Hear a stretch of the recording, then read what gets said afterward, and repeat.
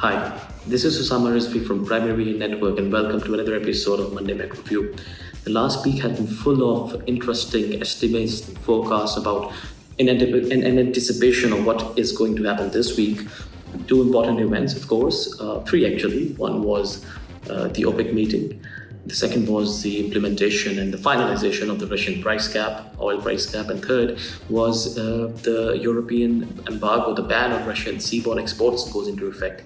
And all of this, it is going to direct the future of oil markets, its prices, but also the overall global economy, because it's going to affect the global sentiment across the board. So let's dig in. Let's start from the price caps. So as you can see on your screens, this was a very interesting infographic by S&P Global Platts, and it shows the effect of Russian seaborne oil exports before and after the price cap. You can see there is a little bit of change. There are different estimates. About 1.1 to 1.5 million barrels will be replaced. About 2.5 million barrels needs to find new home.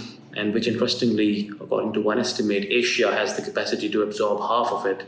I'll try to cover this in the next show next week. But so that is the effect that we are looking at. There were other estimates as well, but none of them were really drastic as to shake the oil markets as people are expecting. And interestingly, Russian oil is already being sold, if you look at the prices, near to the price cap level. So I don't think there is going to be much of a difference. We need to understand, before we go ahead, we need to understand the main purpose of the price caps. The price cap is meant to assure a smooth flow of oil from Russia, because we have seen lots of issues being created as a result of even suspicions of a upcoming supply crunch. And secondly, it is to put a ceiling to Russian revenue so that they don't use all the money against Ukraine and in other Greeks. So that is the main purpose of the price cap. It is not to stop the flow of oil. That said, when we talk about the implications of it, the major part is how is Russia going to go about it, and that is where the shipping industry comes in. So in terms of the shipping industry, there are lots of estimates. In order to move around 3.5 million barrels per day of exports, Russian usual number of exports, Russia requires around 240 tankers, And according to different estimates, they might be short around 80 to 100 or 110 tankers. You can look at your screens this news item by the Reuters, where they even mention the type of tankers, the type of vessels, VLCCs, ULCCs that Russia have, and they might be, as I said, they might be short of 110 tankers.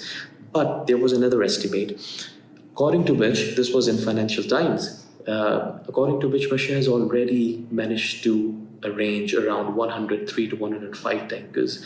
Only in 2022, it's a shadow shipping fleet being created. So if we talk about the shipping issue, which is the main node in all of this episode, Russia has managed to somehow avert the crisis. Also, Russia can be using, so China, Turkey, India, these are the biggest buyers of Russian crude recently. Russia can utilize their tanker fleets as well. Another aspect is Russia can also utilize the usual smuggling techniques, where you just switch off the transpondent system and you paint your ship in a different way. You go to areas, you go to ports which are less policed around the world. I mean, we have seen recently that the oil flows have kept to flow. What the G7 price cap might do is it might change the flows of the oil, but it is not going to change the total amount of oil in the markets. Therefore, the physical traders are less worried than the paper traders.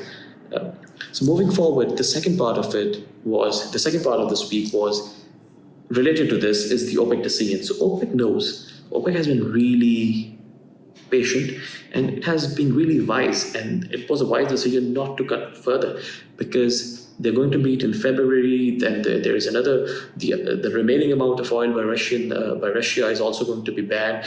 they would have more clarity then. So the decision to just sit, wait and see was a really, really wise one, I would believe.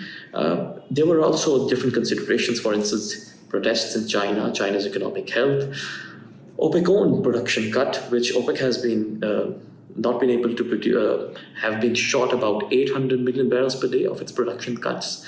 And most of that production cuts are concentrated in Libya and Angola. So that's something that they need to figure out. Then also we need to add the global recessionary fears. So there was G7 consideration, the price cap consideration. There were all these other three issues. Hence, OPEC has become, OPEC's decision makes sense because they need to step back and have a 30,000 drone footage of 30,000 feet drone footage of what's going on. In terms of the three factors I've just mentioned, you can see on your screens. So China's COVID-19 cases have been building up. This also relates to the recessionary news recently.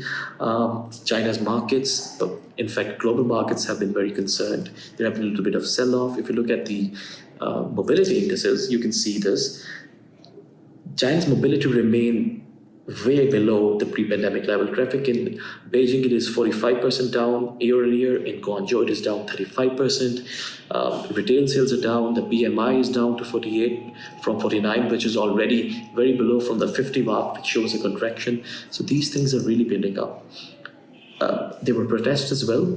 There's just a snapshot of it. China managed to, there's a whole political economy to that, but Chinese government stepped back and adopted a lax attitude on the protests, which is something which might show, somewhat of a change in the CCP policy as we move forward. Adding to that is the global economic outlook. They're a very important concern for OPEC. So you can see on the screen that this is by BlackRock actually. There were different outlooks being released. So JP Morgan's outlook was a little bit not rosy, but optimistic. I'm not that optimistic. This shows that there's the estimates where you think inflation is going to come down, that it won't trigger a recession. These are not really going to work. There will be a steep recession. There will be a very deep recession if we want to bring down inflation to the pre-pandemic level or to 2%. So these are some really interesting charts, and I would encourage you to have a look at their outlook. Finally, before going, I thought to share something new other than the market sentiment tracker. This is, so tail risk, right? We all are familiar with the idea of tail risk, and I believe these are some of the tail risks that are going to haunt the future, the oil markets and the global economy in 2023. Please let me know if you think I've missed any, but these might become the center of the news in the coming weeks. So that's all from today. Please let us know in the comments if you want us to cover anything more, or if you like the show, or any suggestions and recommendations. Have a great week ahead.